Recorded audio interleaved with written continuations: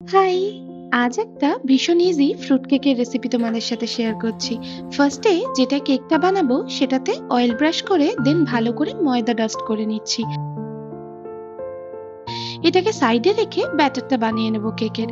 একটা বোলে 1/4 cup orange juice, 1/2 cup powdered sugar, 1/4 cup refined oil নিয়ে খুব ভালো করে মিশিয়ে নেব যতক্ষণ না সুগারটা কমপ্লিটলি ডিসলভ হচ্ছে।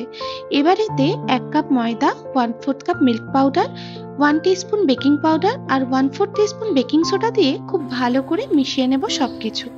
এবার 1/4 কাপ মতো লিকুইড মিল্ক আস্তে আস্তে অ্যাড করব আর মিক্স করব। আমি কিছুটা অরেঞ্জ ফুড কালার অ্যাড করেছি দুধের সাথে মিশিয়ে। দেন ড্রাই ফ্রুটস অ্যাড করব। আমি কাজু, আলমন্ডস, কিশমিশ, ওয়ালনাট আর টুটি ফ্রুটি অ্যাড করেছি। তোমরা তোমাদের পছন্দ মতো দিতে পারো। ব্যাটারের কনসিস্টেন্সিটা ঠিক এরকমই হবে। এবার সবকিছু মিশিয়ে ব্যাটারটা কেক টিনে ঢেলে দেব।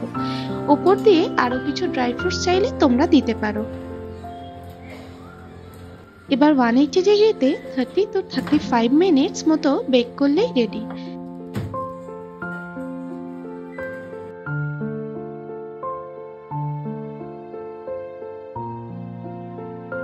ভিডিওটা কেমন লাগলো জানিও। দেখা হচ্ছে নেক্সট ভিডিওতে। টাটা।